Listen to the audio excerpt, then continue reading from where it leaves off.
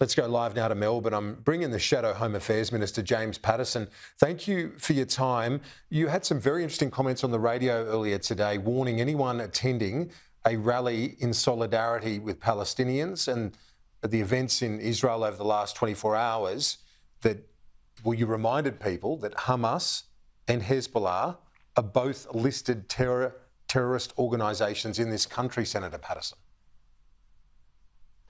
Kieran, that's right. When I chaired the Parliamentary Joint Committee on Intelligence and Security in the last Parliament, I led a parliamentary inquiry into those two organisations, and that committee made a unanimous and bipartisan recommendation that the previous listings, which only dealt with the so-called terrorist or so-called military wings of those organisations, should instead be broadened to cover those entire organisations. That we should end the fiction that there is a so-called political arm of Hamas and a military arm of Hamas. They're all one organisation, and Hamas and Hezbollah's leaders are both very clear about that. Now, the important thing about that for Australians is that the legal effect of that means that it is now a crime under the Commonwealth Criminal Code to associate with a terrorist organisation. And that includes all of Hamas and all of Hezbollah.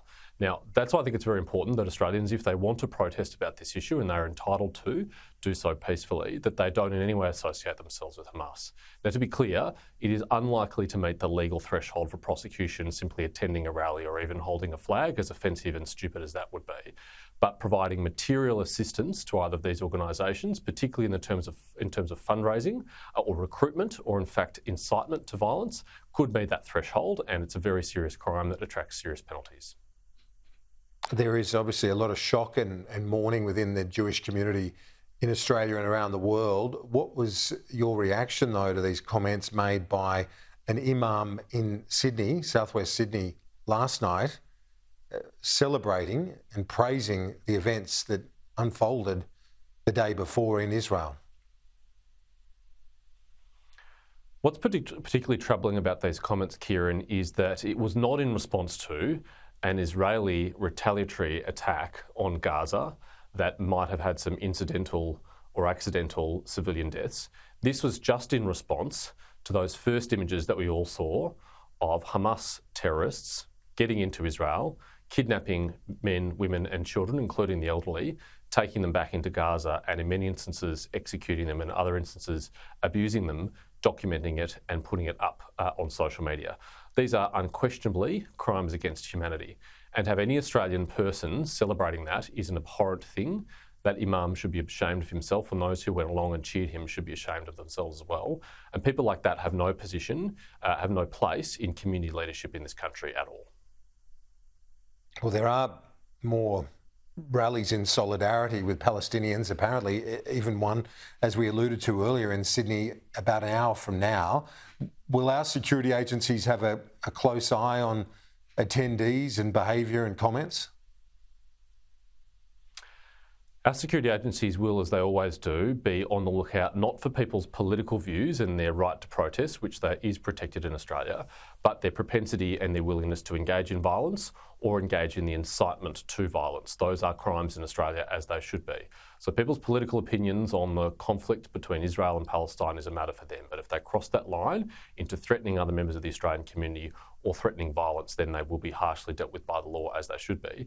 Unfortunately, Kieran, we know in previous conflicts like this, particularly in 2006 with Hezbollah, Jewish Australians, as well as Jewish facilities like synagogues and schools and other places, did come under threat. And it is very important that our law enforcement, security and intelligence agencies are on top of that threat, so we make sure there is absolutely no violence here in Australia. This was 50 years on from the Yom Kippur War, another invasion that took place on a holiday, albeit that was more traditional warfare. These were terrorist attacks and atrocities that we've seen carried out in Israel. Can't be described as in any other way, but terrorism, indiscriminate atrocities that have been seen where kids, elderly women and anyone they could shoot, they did. But the parallel is there. This is another massive failure of Israeli intelligence, and a real surprise, I think, for a lot of us who have seen the IDF and the Israeli intelligence services over many years be so effective and probably the best military in the Middle East. Kieran, I have no doubt, like following the intelligence failure in 1979, there will be many inquiries in Israel to get to the bottom of whether there were any signs of this, and if so, how those signs were missed and why they were missed and how they should never be missed again. But you are right to compare it to 1973. It is at least as shocking for the Israeli populace as that event was, although it has cost more human lives already. In fact, on the first day of this conflict, more Jews died than in any incident since the end of the Holocaust. It is really an extraordinary event, and I've seen others like my former colleague Dave Sharma say this is Israel's 9/11, and I think he's right. Psychologically, it has shattered this sense of security and safety that many Israelis for the best part of the last decade have felt that they lived under, because the IDF is a highly capable military. Yeah. Israeli intelligence services are highly capable, but this is a reminder for all countries actually that no matter how capable our intelligence and military apparatus is, they can't see everything and they can't stop everything.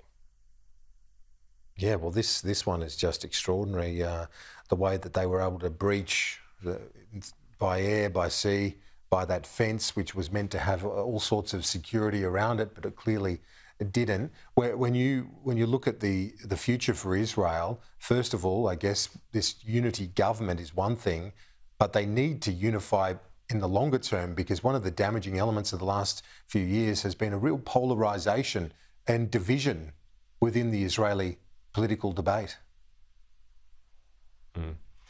Kieran, I'm reluctant to give public advice to the Israeli government or the Israeli community, but I think the point that you make is right. I think it's a lesson actually for all democracies that internal division and disunity is very harmful.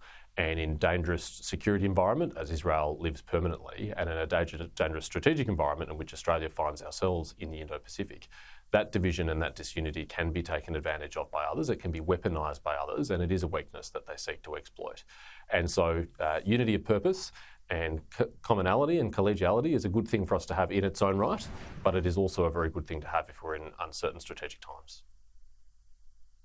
The morning there in Gaza, as we see, it's quiet at the moment, but no doubt we will see more action throughout the day and coming days. A ground invasion expected. James Paterson, thank you very much for your time. The Shadow Home Affairs Minister joining us live from Melbourne. Thank you. Thanks, Kieran.